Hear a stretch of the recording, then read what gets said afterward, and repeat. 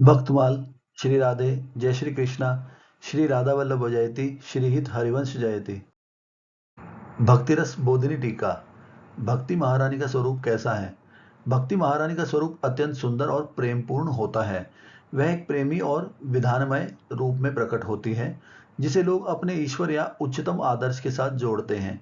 भक्ति महारानी का स्वरूप सद्भाव, धैर्य, आदर्शवाद और प्रेम का प्रतीक होता है। वह समस्त भक्तों को अपने आसपास आकर्षित करती है और उन्हें उनके आदर्शों के प्रति प्रेरित करती है। भक्ति महारानी का स्वरूप भक्ति और सेवा की प्रेरणा को साझा करता है। वह अपार प्रेम और दया की भावना को प्रकट करती है और सभी जीवों के प्रति करुणा और सम्मान रखती है। भक्ति महारानी अपार शक्ति की धारा का प्रतिष्ठान करती है और अपने भक्तों को आध्यात्मिकता, शांति और आनंद का अनुभव कराती है। उसका स्वरूप विभिन्न धार्मिक और सामाजिक परंपराओं में भिन्न हो सकता है, लेकिन उसका मूल स्वरूप हमेशा प्रेम और आदर्शवाद में स्थित रहता है।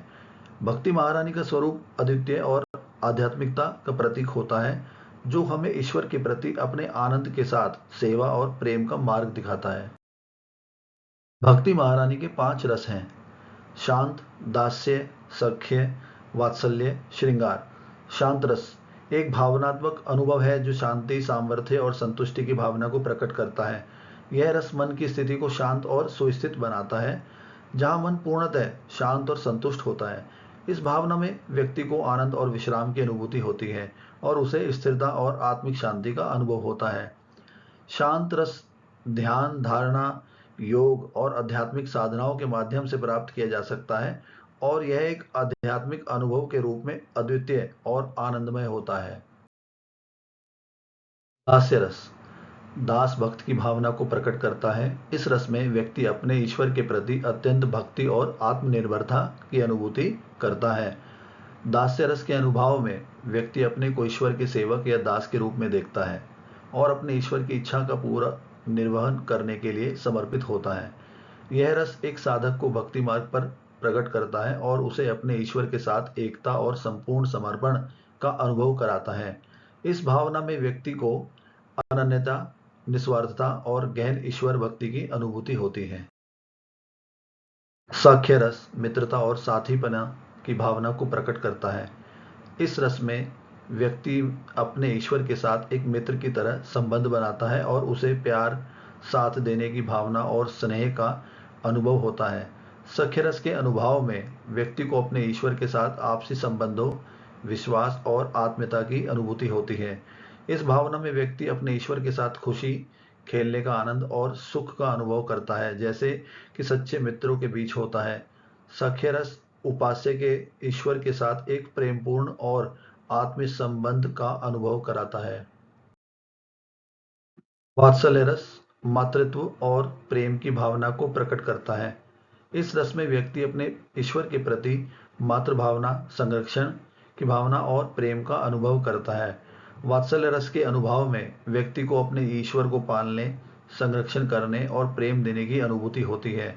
इस भावना में व्यक्ति अपने ईश्वर के प्रति गहन मातृत्व की भावना को व्यक्त करता है और ईश्वर के प्रति आंतरिक संबंध के रूप में एक विशेष बंधन महसूस करता है।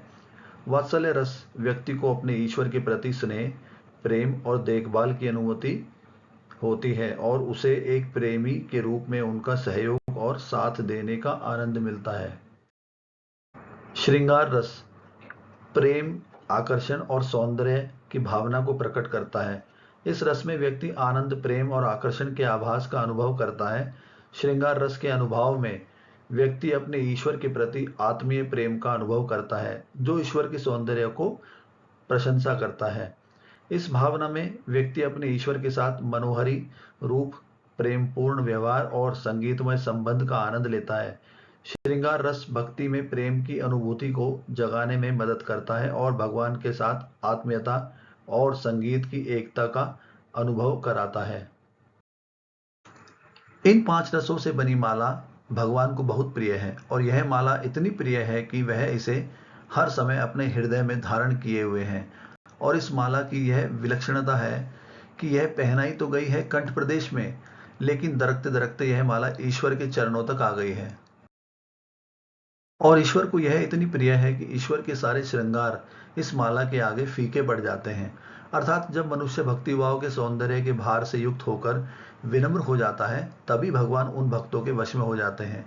भक्ति महारानी के संवर्धन वृद्धि के लिए सत्संग और सत्संगति की आवश्यकता होती है। सत्संग का क्या प्रभाव होता है?